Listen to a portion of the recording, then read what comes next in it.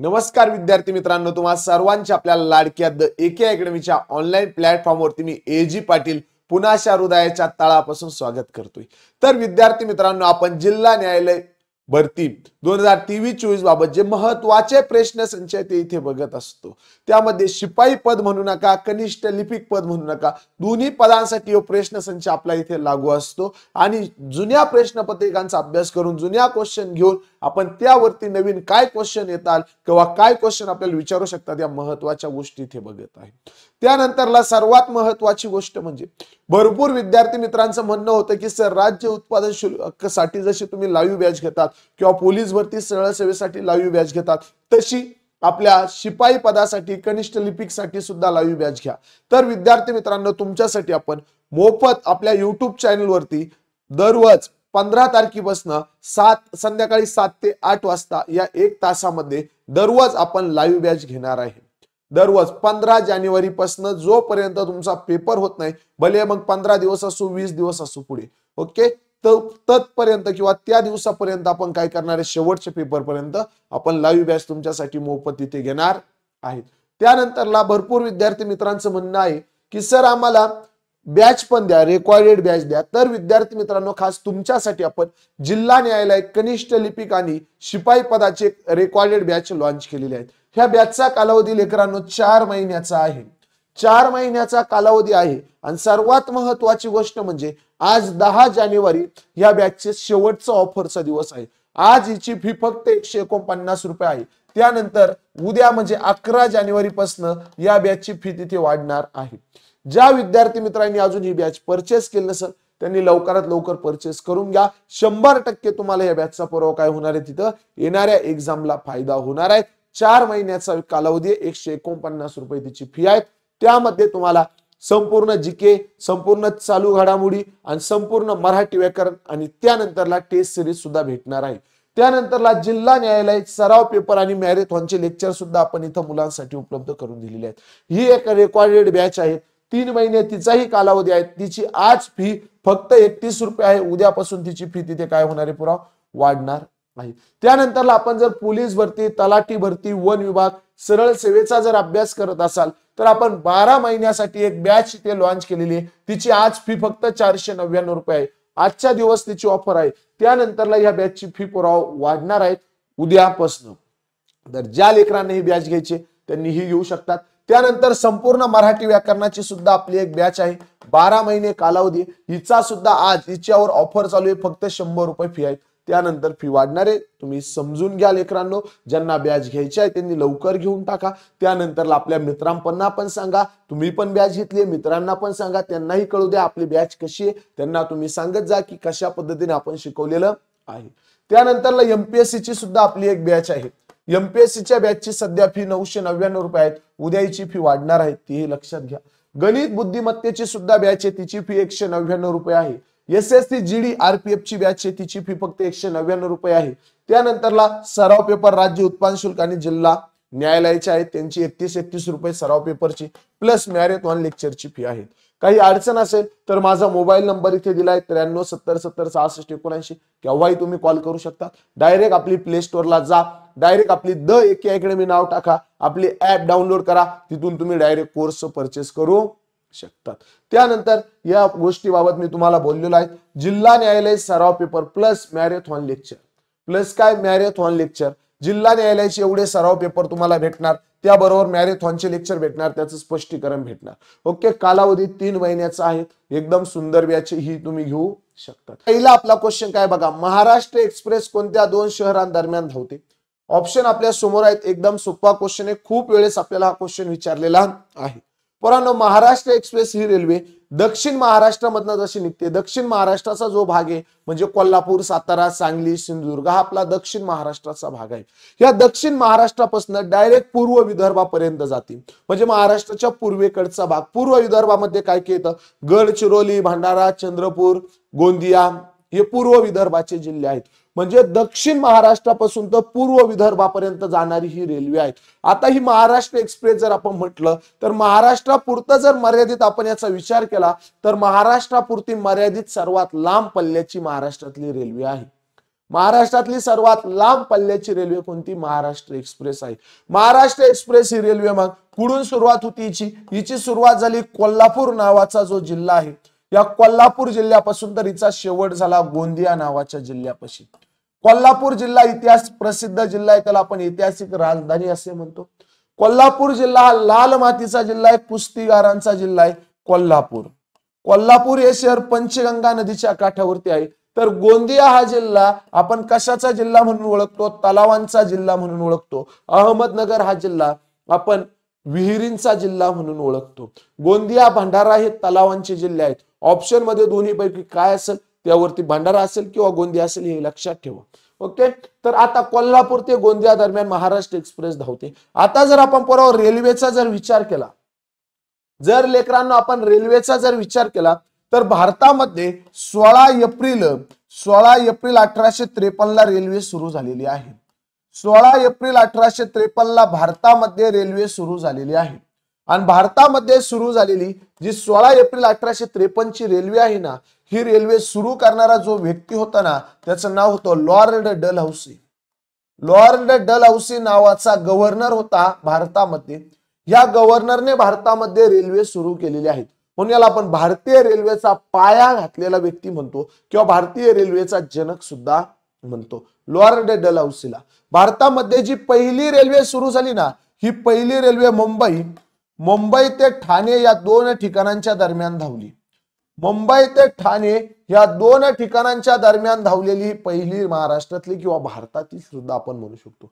भारतातली पहिली रेल्वे कधी सुरू झाली? महाराष्ट्रातली कधी सुरू झाली? तर हीच तारीख द्यायची. भारतातली किंवा महाराष्ट्रातली पहिली रेल्वे कोणत्या 2 ठिकाणांच्या दरम्यान धावली? याच 2 ठिकाणांच्या दरम्यान धावलेली आहे. भारतात विचारू द्या नाही तर महाराष्ट्रात. ओके, काही फरक पडत नाही. त्यानंतरला महत्वाचा मुद्दा म्हणजे ही रेल्वे या रेल्वेला 3 इंजिन होते. या रेल्वेला किती इंजिन होते? 3 इंजिन होते. त्या इंजिनाचे नाव होते साहेब, सिंध आणि सुलतान. काय? साहेब हे पहिलं इंजिन होतं साहेब, दुसरं इंजिन होतं सिंध नावाचं आणि तिसरं इंजिन होतं सुलतान नावाचे. जगन्नाथ शंकर शेठ नावाचे जे व्यक्ती होते त्यांनी या रेल्वेमध्ये प्रवेश केलेला होता. साहेब, सिंध आणि काय? सुलतान. प्रवेश कुणी केलता? जगन्नाथ शंकर शेठ. ओके, तो पॉइंट लक्षात ठेवा. आता महत्वाचा मुद्दा जर आपण विचार केला, मोस्ट आयएमपी पॉइंट, तर या रेल्वेला 14 डबे होते आणि या 400 प्रवाशांनी प्रवास केलेला होता. प्रवासी किती होते? प्रवासी 400 होते. त्यामध्ये कुणाचं नाव तुम्हाला सांगितलंय? जगन्नाथ शंकर शेठ. ओके, नाना शंकर शेठ म्हणून आपण त्यांना ओळखतो. ओके, आता महत्वाचा मुद्दा म्हणजे काय? आता ही रेल्वे भारतात सुरू झाली, महाराष्ट्रात सुरू झाली. मग हळूहळू रेल्वेचे जाळे पसरत गेले. मोठ्या प्रमाणात रेल्वेच्या जाळेत काय झाले? रूपांतर झालं. मग पुढे जाऊन 1925 साली भारतामध्ये पहिली इलेक्ट्रॉनिक रेल्वे धावली. भारतात इलेक्ट्रॉनिक रेल्वेला सुरुवात केव्हा झाली असाही क्वेश्चन आपल्याला बनू शकतो. 1925 मध्ये भारतात इलेक्ट्रॉनिक रेल्वे सुरू झाली आणि त्यानंतर आली परत दख्खनची राणी. काय? दख्खनची राणी, त्याला आपण डेक्कन क्वीन असे म्हणतो. दख्खनची राणी. मग आपल्याला क्वेश्चन विचारला जातो, दख्खनची राणी ही रेल्वे कोणत्या 2 शहरांच्या दरम्यान धावते? जसं आपल्याला क्वेश्चन विचारला महाराष्ट्र एक्सप्रेस कोणत्या 2 शहरांच्या दरम्यान धावते? आपलं उत्तर आहे कोल्हापूर आणि गोंदिया. कोल्हापूर आणि गोंदिया या शहरांमध्ये महाराष्ट्र एक्सप्रेस धावते. तसं आपल्याला क्वेश्चन विचारला जाईल, दख्खनची राणी ही रेल्वे कोणत्या 2 शहरांच्या दरम्यान धावते? दख्खनची राणी ही रेल्वे पोराव धावणारे जे 2 शहर आहेत ते म्हणजे मुंबई आणि पुणे. मुंबई टू पुणे या 2 शहरांमध्ये धावणारी ही दख्खनची राणी आहे. हिला डेक्कन क्वीन म्हणतात. हिची सुरुवात झाली 1930 साली. हाही पॉइंट लक्षात ठेवा. इलेक्ट्रॉनिक रेल्वे कधी सुरू झाली आहे? 1925 ला.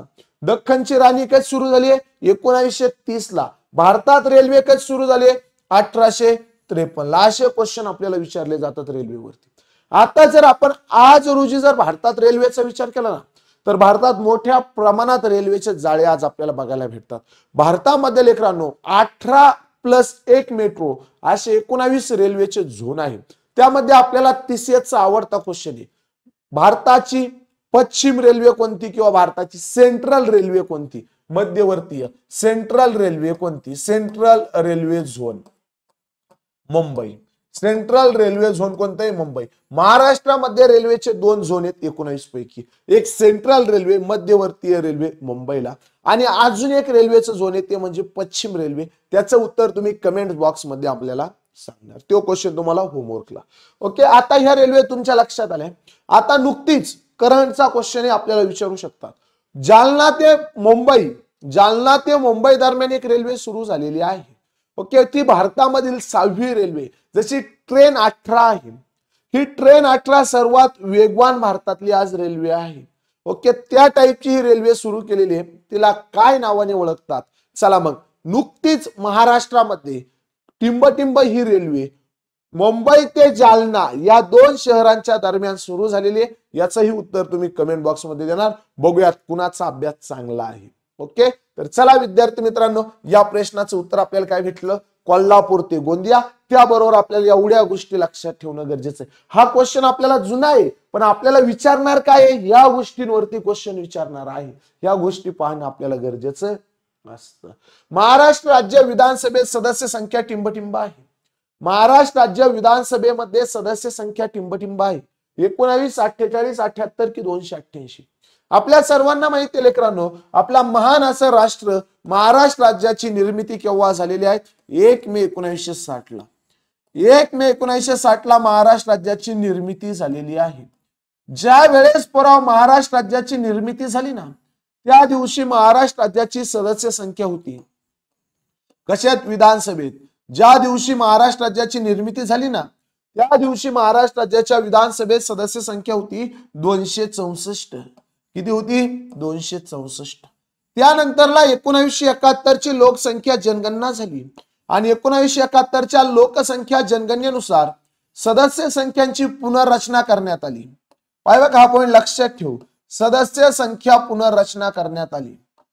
सदस्य संख्यांची काय करण्यात आली आहे? पुनर्रचना करण्यात आलेली आहे. म्हणजे सदस्य संख्या काय केली? वाढवण्यात आलेली आहे 1971च्या लोकसंख्या जनगणनेनुसार. 1971 ची ही लोकसंख्या जनगणना आजवरची इतिहासातली सर्वात खतरनाक लोकसंख्या जनगणना झालेली आहे. कारण 1971 या लोकसंख्या जनगणनेनुसार भारतात सर्वाधिक लोकसंख्या वाढीचा दर होता 24% जवळपास. म्हणजे 100 लोक जर 1961 ला असेल तर 1971 ला, या 1961-71 या दशकामध्ये तर भारतामध्ये 124 लोक झाले होते. म्हणजे काय? 24% लोकसंख्या वाढली होती. तो पॉइंट लक्षात ठेवायचा. ओके, त्यानंतरला महत्वाचा मुद्दा म्हणजे आज जर महाराष्ट्र राज्याच्या विधानसभेचा जर विचार केला, आज महाराष्ट्र राज्याच्या विधानसभेचा जर विचार केला तर आज महाराष्ट्र राज्याच्या विधानसभेत पुराव 288 सदस्य कार्य करतात. महाराष्ट्र राज्याच्या विधानसभेत किती सदस्य कार्य करतात? 288 सदस्य कार्य करतात.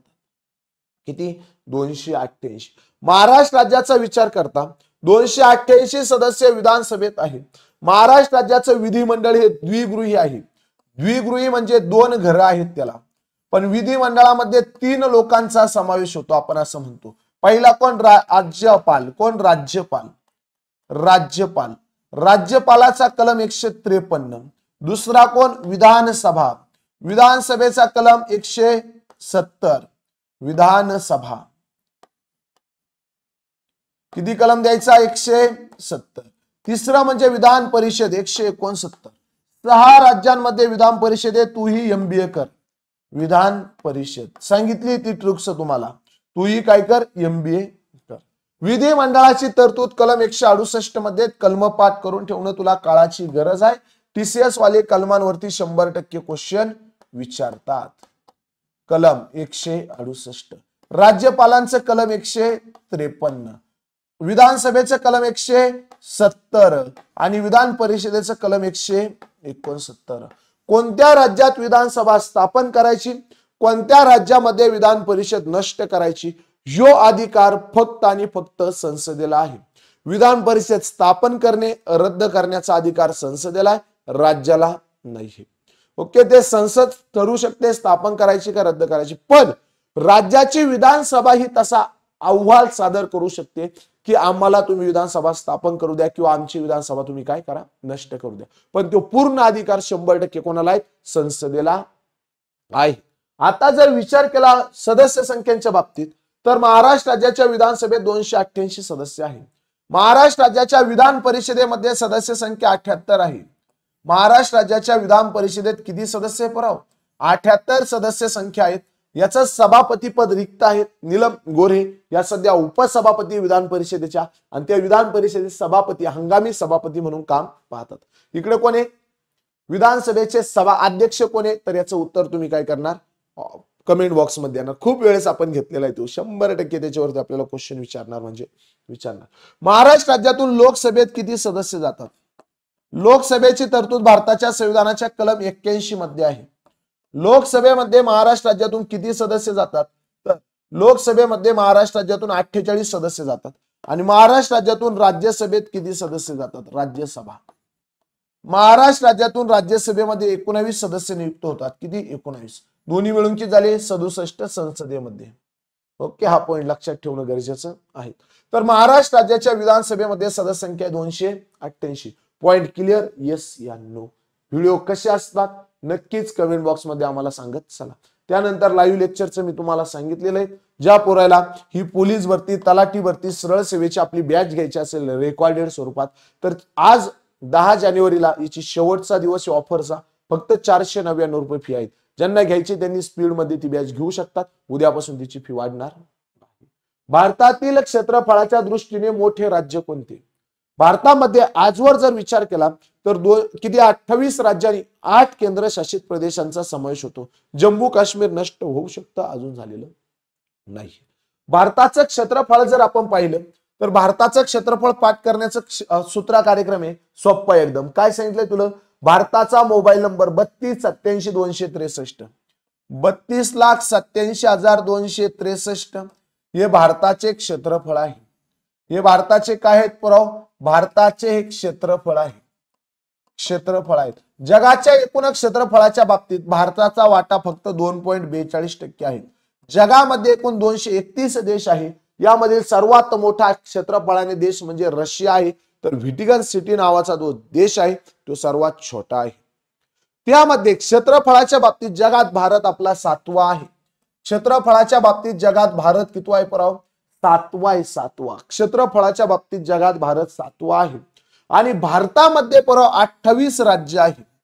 भारतात 28 राज्य. रताळ्या तुला क्वेश्चन विचारला जाईल भारतामध्ये किती राज्यांचा समावेश होता. तू जर चुकला तर मग तू येईन मी. किती? 28 राज्य आहेत भारतात. 28 राज्यांपैकी क्षेत्रफळानुसार जर विचार केला तर क्षेत्रफळाने सर्वात मोठं राज्य कोणतं आहे?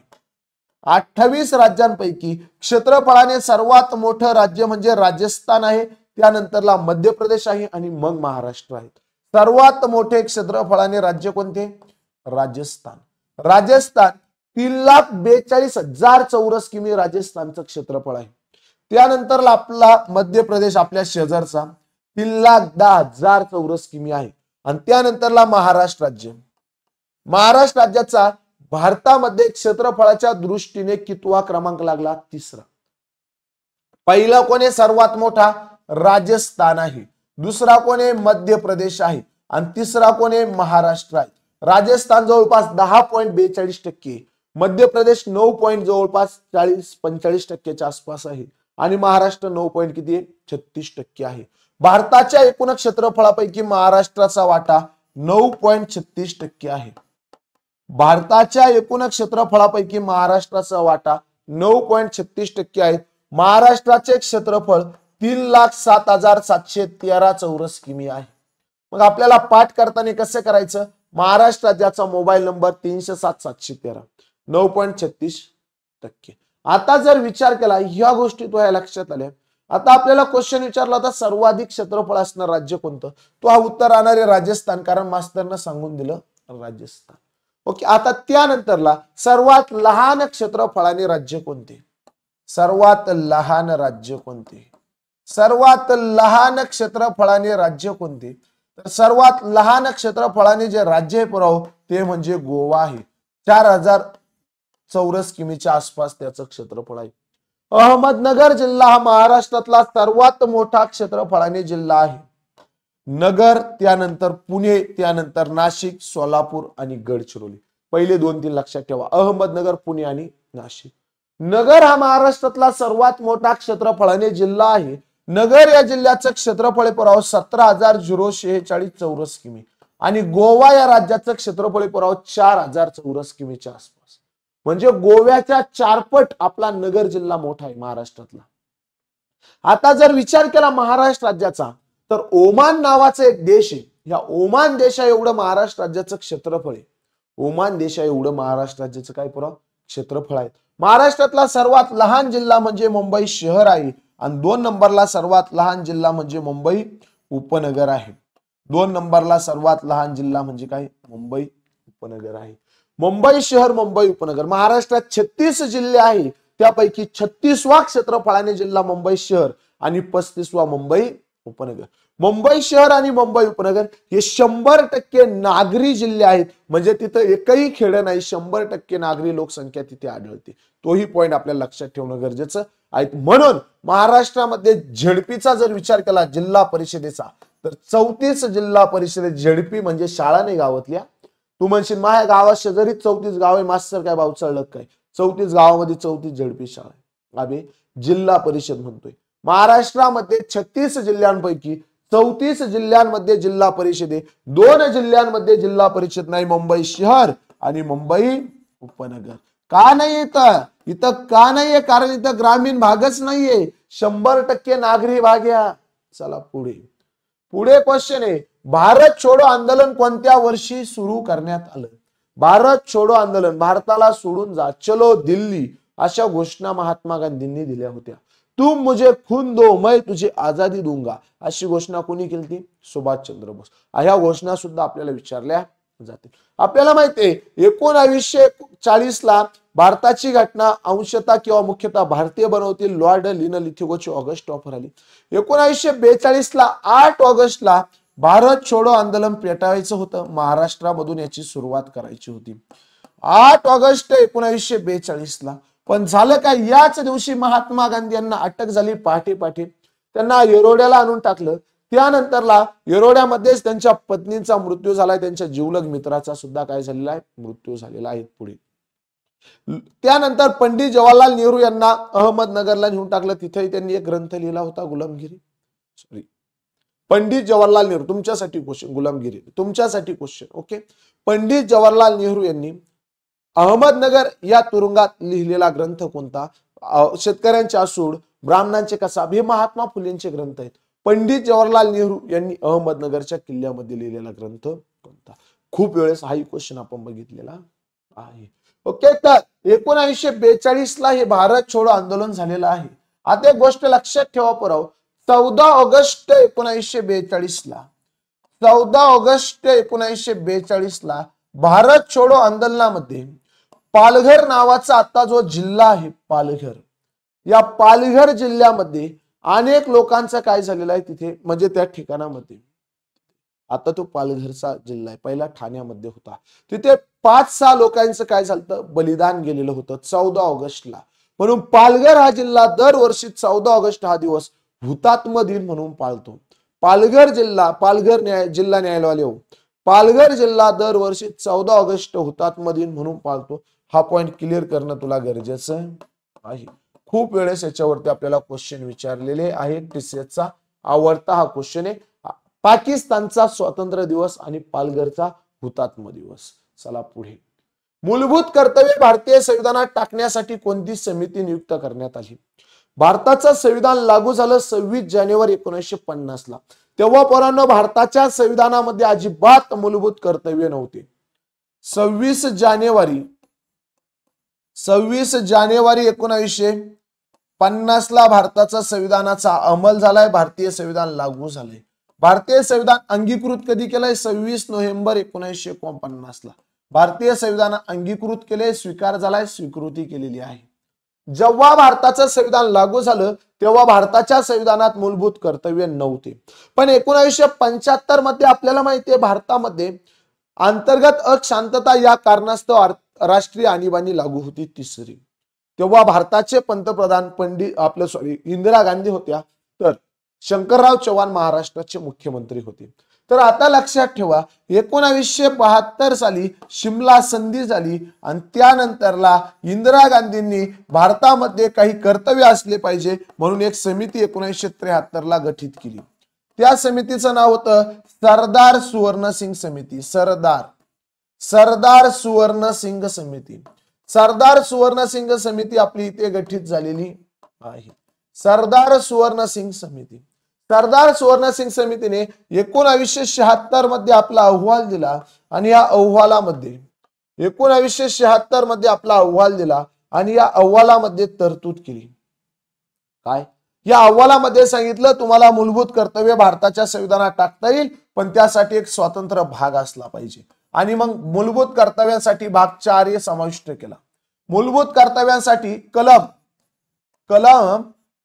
51 समाविष्ट करण्यात आला आणि त्यामध्ये तेव्हा 1976 ला 42वी घटना दुरुस्ती 1976 नुसार मूलभूत कर्तव्यांमध्ये किती कर्तव्य तर 10 कर्तव्य समाविष्ट केले।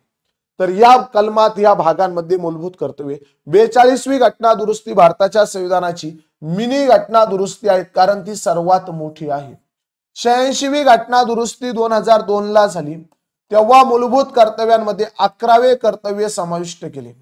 11वे कर्तव्य समाविष्ट केले। 11वे कर्तव्य हे 6 वर्षाखालील मुला मुलींचे संगोपन आणि शिक्षणाचा खर्च त्यांचे पालक करतील अशी घोषणा तिथे काय केली तरतूद केलेली आहे। तर सरदार सुवर्णसिंग समिती मूलभूत कर्तव्यांसाठी असणारी समिती लक्षात ठेवणं गरजेचं आहे। समृद्धी महामार्ग कोणत्या 2 शहरांना जोडला जातो? सर्वांना माहिती आहे समृद्धी महामार्ग हा नागपूर ते मुंबई किंवा मुंबई ते नागपूर या 2 शहरांना जोडला जातो। याची एकूण लांबी 701 किलोमीटर आहे। 3 टप्प्यामध्ये याचं काम झालेलं आहे। नागपूर ते शिर्डी, शिर्डी ते भरवीर आणि भरवीर ते मुंबई। ओके, डायरेक्ट जर विचार केला तर 14 जिल्ह्यांचा समावेश होतो आणि डायरेक्ट जर विचार केला तर 10 जिल्ह्यांचा समावेश होतो आणि इनडायरेक्टली 14 जिल्ह्यांचा समावेश होतो। ओके, याला हिंदू सम्राट हृदय सम्राट बाळासाहेब ठाकरे यांचं नाव देण्यात आलेलं आहे। लक्षात ठेवणं तुला गरजेचं आहे। त्यानंतर पुढील क्वेश्चन काय आहे बघा। साल्हेर हा किल्ला महाराष्ट्रातील सर्वात उंच किल्ला असून तो टिंबटिंब जिल्ह्यामध्ये आहे। नाशिक, नगर, ठाणे, पुणे। महाराष्ट्रामध्ये पोरं नेहमी कन्फ्युज होतात शिखर आणि किल्ला।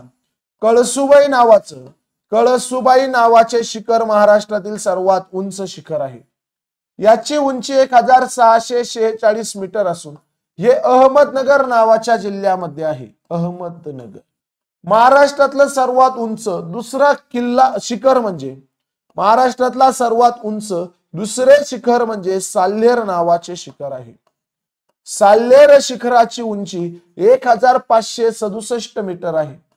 1567 मीटर आहे आणि हे नाशिक जिल्ह्यामध्ये आहे। महाराष्ट्रातलं दुसरे सर्वात उंच शिखर आहे। परंतु कळसुबाई हे फक्त शिखर आहे। कळसुबाई फक्त शिखरापुरतं मर्यादित आहे पण साल्हेर जे शिखर आहे हे साल्हेर शिखर पुरावून साल्हेर हे शिखर किल्ला म्हणून सुद्धा ओळखलं जातं। किल्ला आणि म्हणून आपण म्हणतो महाराष्ट्रातलं सर्वात मोठं शिखर हे कळसुबाई आहे पण महाराष्ट्रातला सर्वात मोठा किल्ला साल्हेर आहे आणि हे महाराष्ट्रातलं दुसरं उंच शिखर आहे। याची उंची 1567 मीटर।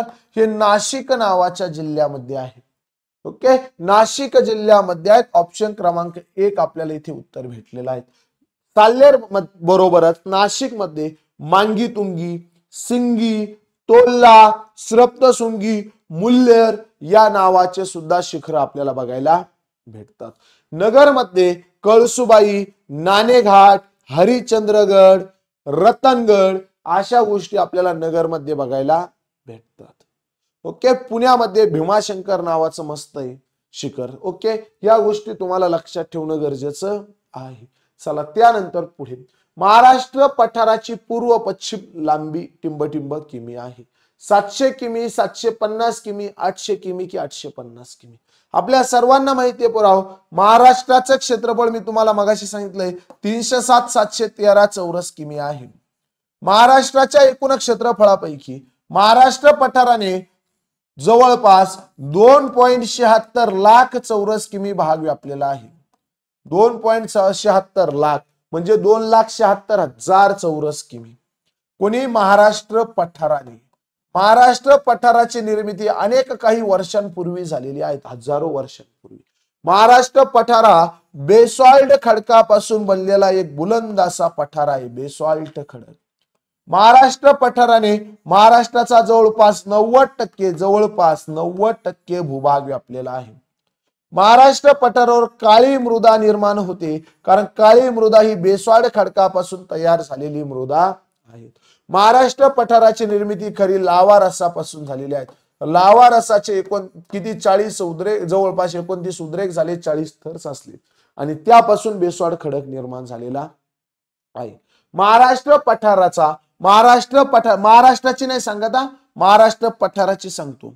महाराष्ट्र पठार इकडे गडचिरोलीच्या भामरगड सूरजगड टेकड्यांपासून हिमालय आपल्या सह्याद्री पर्वताच्या पूर्वेकडच्या भागापर्यंत आहे. सह्याद्री पर्वताचा पूर्वेकडचा भाग जो सह्याद्री पर्वताला लागून असतो त्याला आपण मावळ असे म्हणतो, पर्जन्य छायेचा प्रदेश.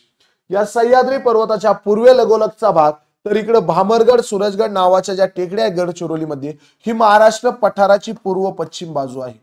इकडे काय पूर्व आणि इकडे काय पश्चिम. तर महाराष्ट्र पठाराची पूर्व पश्चिम लांबी 750 किमी आहे. उत्तरेला सातपुडा पर्वतरांग आहे, तर दक्षिणेला डायरेक्ट काय बाब्या कर्नाटक नावाचे राज्य आहेत. ही 700 किलोमीटर आहे. महाराष्ट्र पठाराचा जर विचार केला तर महाराष्ट्र पठाराची पूर्व पश्चिम लांबी 750 किमी आहे, तर महाराष्ट्र पठाराची उत्तर दक्षिण रुंदी 700 किमी आहे. पण महाराष्ट्राचा जर विचार केला महाराष्ट्राचा, तर महाराष्ट्राच्या पूर्वेकडे छत्तीसगड नावाचं राज्य आहे, तर इकडे अरबी समुद्र काय पश्चिमेला आहे. दक्षिणेला कर्नाटक नावाचं राज्य आहे, तर उत्तरेला सातपुडा पर्वत आणि काय मध्य प्रदेश नावाचं राज्य आहे. महाराष्ट्र पठाराची जर 750 आहे, तर महाराष्ट्राची पूर्व पश्चिम लांबी 800 किमी आहे. महाराष्ट्राची पूर्व पश्चिम लांबी किती आहे? 800 किमी आहे. आणि उत्तर दक्षिण दोघांची सारखीचे 700. हा पॉइंट क्लिअर करून ठेवा. महाराष्ट्राचं इकडे, महाराष्ट्र पठार इकडे, याचा स्क्रीनशॉट घेणार. तुम्हाला हे गोष्टी काय आहेत पुराव गरजेच्या आहेत. यावरती तुम्हाला 100% क्वेश्चन विचारला जाण्याची दाट शक्यता आहे. त्यानंतर पुढे क्वेश्चन आहे, नर्मदा नदीचा उगम कुठे झालेला आहे? नर्मदा नदी पुराव ही एक पश्चिम वाहिनी नदी आहे. सातपुडा पर्वतरांग रतनपूर पासून तर छोट्या नागपूरच्या पठारापर्यंत आहे. छोटा नागपूरचा पठार झारखंड मध्ये आहे. सातपुडा पर्वतरांगेमध्ये मध्य प्रदेश नावाच्या राज्यामध्ये सर्वात उंच शिखर आहे, त्याचं नाव आहे धूपगड. धूपगड नावाचं शिखर मध्य प्रदेशामध्ये असून 1350 मीटर याची उंची आहे. हे सातपुडा पर्वतरांगेचं भारतातलं सर्वात उंच शिखर आहे. भारताचे नया सातपुडा पर्वतरांगेचे भारताचे सर्वात उंच शिखर K2 आहे आणि हिमालयातलं कांचनजंगा आहे. ओके, चला त्यानंतर इथे महाराष्ट्रामधलं सातपुडा पर्वतरांगेचं सर्वात उंच शिखर अस्तंबा आहे. अस्तंबा हे महाराष्ट्रातलं सर्वात उंच शिखर आहे. याची उंची 1325 मीटर. महाराष्ट्रामधील अमरावती नावाच्या जिल्ह्यामध्ये सातपुडा पर्वताला दुसऱ्या एका नावाने ओळखलं जातं. कुठं? अमरावतीमध्ये काय म्हणतात तर गावी लगत टेकड्या म्हणतात. अमरावतीमध्ये सातपुडा पर्वताला गावी लगत टेकड्या म्हणतात. गावी लगत टेकड्यांवरती दोन महत्वाचे शिखर आहे, एक म्हणजे वैराट, दुसरं म्हणजे चिखलदरा. वैराट याची उंची 1177 मीटर आणि दुसरं म्हणजे चिखलदरा याची उंची 1115 मीटर. 1000 कोणी 117 देतं, कोणी 1115 देतं. ओके, हा पॉइंट क्लिअर करून ठेवा. चिखलदरा हे विदर्भातलं सर्वात उंच थंड हवेचं ठिकाण आहे, म्हणून याला विदर्भाचे नंदनवन सुद्धा म्हणतात. काय म्हणतात? विदर्भाचे नंदनवन. चिखलदरा विदर्भाचे नंदनवन.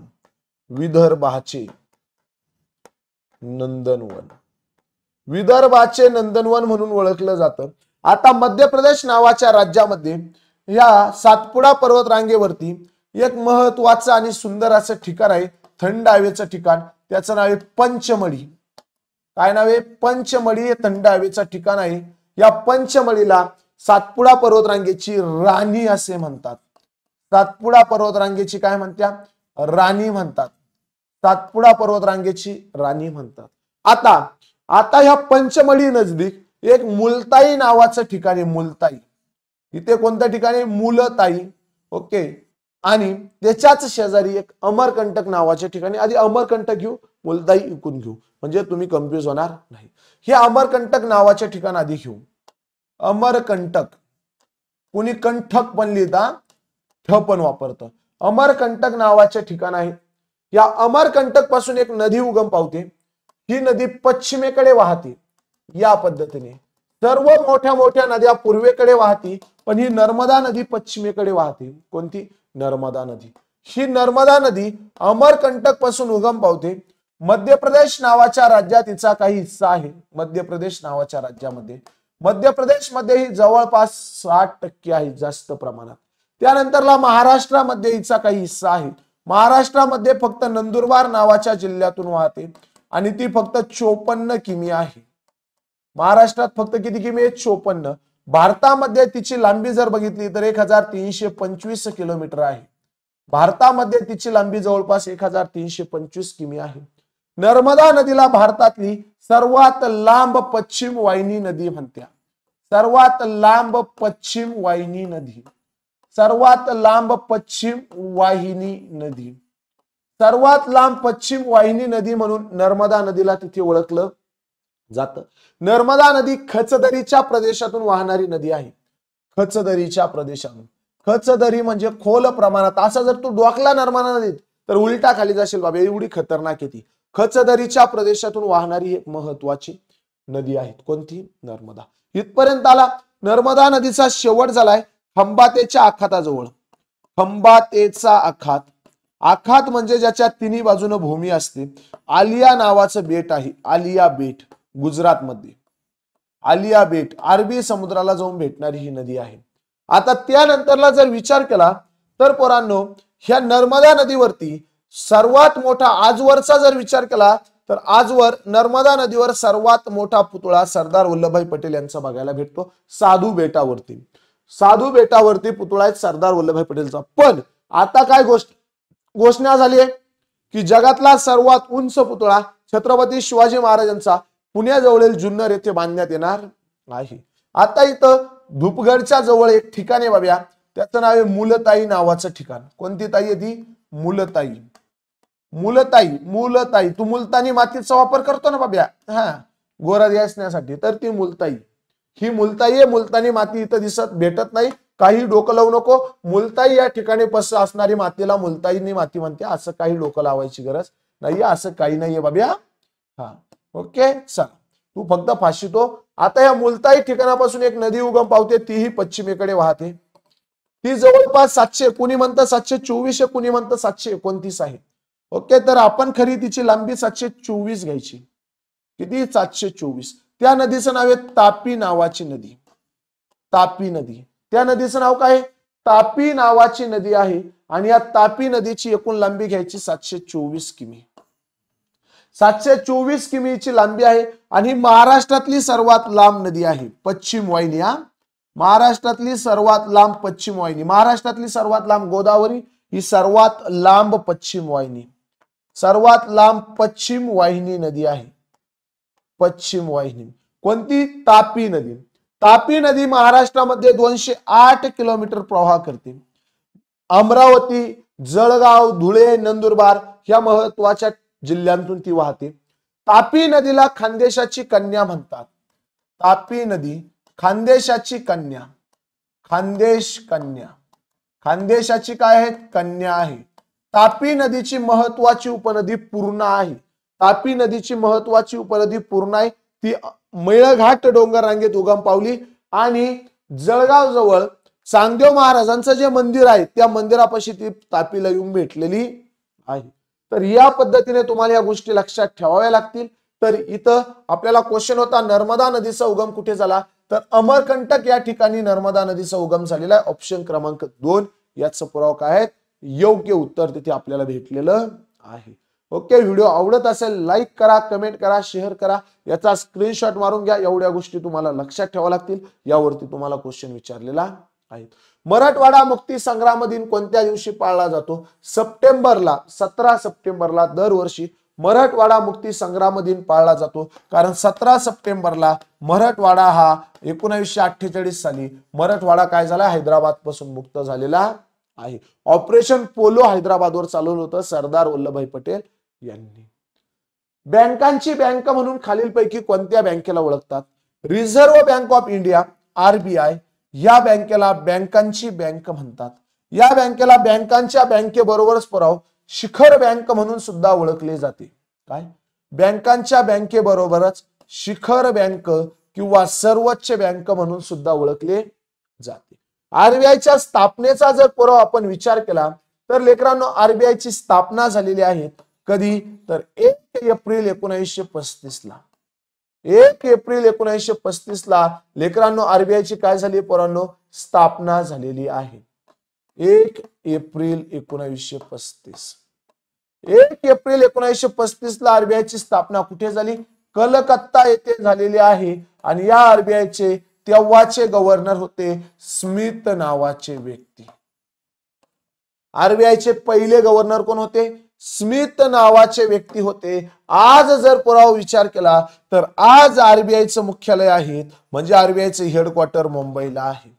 RBI चं मुख्यालय मुंबईला आहे. स्थापना कलकत्त्याला झाली. मुख्यालय महाराष्ट्रात मुंबईला आहे. कलकत्ता पश्चिम बंगालची राजधानी आहे. 1937 ला RBI चं मुख्यालय मुंबई केलेलं आहे. कधी? 37 ला. RBI च्या नोटा छापण्याचं काम, पोस्टाचे तिकीट छापण्याचं काम नाशिक रोड प्रेस नाशिक मध्ये होतं. RBI चं मुख्यालय 37 ला मुंबईला आणलं तेव्हा RBI चा गव्हर्नर होता टेलर नावाचा व्यक्ती. याच्याच काळामध्ये RBI ची 2 रुपयाची पहिली नोट मार्केटमध्ये आलेली आहे. RBI ची 2 रुपयाची पहिली नोट मार्केटमध्ये आलेली आहे. RBI च्या नोटांवर RBI च्या गव्हर्नरची सही असते, पण स्मिथ नावाचा असा गव्हर्नर आहे याची सही नाही. याची RBI च्या नोटांवर सही नाही, कारण याच्या काळामध्ये RBI च्या नोटा आलेल्या नव्हत्या. त्यानंतरला RBI चे टेलर नंतर RBI चे तिसरे गव्हर्नर झाले 1942 ला. कोण होते? तर CD देशमुख. CD देशमुख 42 पासून ते 48 पर्यंत होते. भारत स्वातंत्र्याच्या वेळी RBI चे हे गव्हर्नर होते. भारत स्वातंत्र्यावेळी गव्हर्नर होते. भारत स्वातंत्र्यावेळी गव्हर्नर होते. भारत स्वातंत्र्य जवळपास 200 कोटीचं भाग भांडवल. भारत स्वातंत्र्यावेळी आता 500 कोटी झाले. भारत स्वातंत्र्यावेळी काय होते? गव्हर्नर होते. आज RBI चे 25वे गव्हर्नर आहे शक्तिकांत दास. शक्तिकांत दास RBI चे 25वे गव्हर्नर आहेत. हाही पॉइंट तुला लक्षात ठेवणं गरजेचं. बँकांची बँक किंवा शिखर बँक म्हणून आपण RBI ला ओळखत असतो. त्यानंतर पुढे क्वेश्चन आपल्यासाठी, भारतामध्ये मतदानाचा हक्क वयाच्या कितव्या वर्षानंतर प्राप्त होतो? भारतामध्ये मतदानाचा हक्क वयाच्या 18 वर्षानंतर प्राप्त होतो. भारत स्वतंत्र होण्यापूर्वी 1935 चा कायदा 1937 ला लागू झाला. 1935 चा कायदा 1937 ला अंमलात आला. तेव्हा अनेक प्रांतांमध्ये राज्यांमध्ये विधानसभा आली. महाराष्ट्राची सुद्धा तेव्हाच आलेली आहे विधानसभा, विधान परिषद. 1937 ला निवडणुका झाल्या तेव्हा मतदानाचा अधिकार 25 वर्ष होता. 25 वर्ष.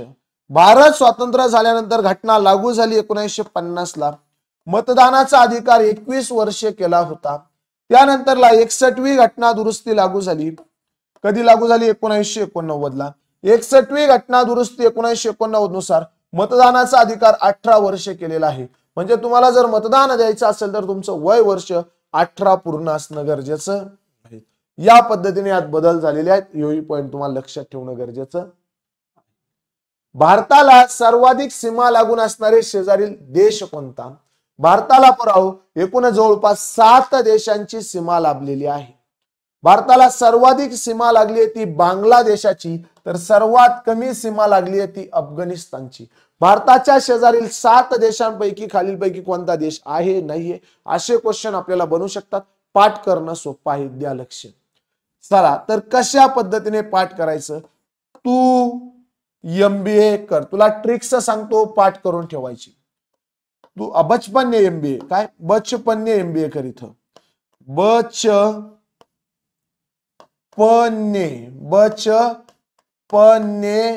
MBA. बचपन्य काय करायचं मित्रा? MBA करायचं आहे. म्हणजे लहानपणीच आपल्याला MBA करायचं आहे.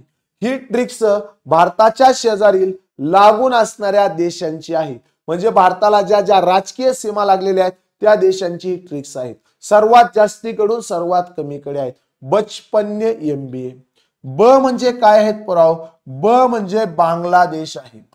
ब म्हणजे काय आहेत लेकरांनो? बांगलादेश. बांगलादेश. भारताला सर्वाधिक सीमा कुणाची लागली मग? बांगलादेशाची. च म्हणजे काय रे? चिंचॉन, चायना. प म्हणजे काय रे? पाकिस्तान, पाक. ने म्हणजे काय रे? नेपाळ, नेपाळ. 4थ्या नंबरला आहे नेपाळ. म्यानमार 5व्या नंबरला आहे, भारताच्या पूर्वेकडे म्यानमार. भूटान उत्तरेला आहे, 6 नंबरला आहे भूतान. कुणी भूतान म्हणतं, कुणी टान म्हणतं. आणि अफगाणिस्तान 7 नंबरला आहे, अफगाणिस्तान. सर्वाधिक सीमा कोणाची आहे? बांगलादेशाची. सर्वात कमी सीमा कोणाची? अफगाणिस्तानची. हा पॉइंट तुला लक्षात ठेवणं गरजेचं आहे. त्यानंतर पुढे ही आपली 499 रुपयाची बॅच आहे. आजच्या दिवस हिची ऑफर आहेत. लाईव्ह नाही पण रेकॉर्डेड ही बॅच आहेत. लाईव्ह लेक्चर तर आपल्या युट्यूबला सुरू असतात, तेही तुम्ही बघा. ही बॅच घ्या, हिचा 100% तुम्हाला फायदा होणार आहे. वरती दिलेल्या सर्व एक्झाम साठी ही बॅच लागू होते. त्यानंतरला जिल्हा न्यायालयाच्या बॅचची आजची शेवटची दिवस ऑफर आहेत. 149 रुपयाला ती बॅच आहे, तीही तुम्ही परचेस करू शकता. काही अडचण असेल तर माझा मोबाईल नंबर आहे 93 70 70 66 79. केव्हाही तुम्ही मला व्हॉट्सअपला मेसेज करू शकता. काही अडचण असा बॅच बद्दल कधीही तुम्हाला सांगायला तयार आहेत. या बॅच मध्ये जिल्हा न्यायालयाच्या तुम्हाला जीके म्हणजे सामान्य ज्ञान, करंट अफेअर्स म्हणजे चालू घडामोडी आणि त्यानंतरला मराठी व्याकरणाचे संपूर्ण लेक्चर प्लस सराव पेपर प्लस मॅरेथॉन लेक्चर तुम्हाला भेटणार आहे. तर विद्यार्थी मित्रांनो, भेटूया पुढील लेक्चर मध्ये. तोपर्यंत चांगला अभ्यास करा. आपल्या मित्रांनाही सांगा. 15 तारखेला पासून 15 तारखेपासून 7 वाजता दररोज आपण लाईव्ह लेक्चर युट्यूबला सुरू करणार आहेत जिल्हा न्यायालयासाठी. तर चला विद्यार्थी मित्रांनो, थँक्यू सो मच.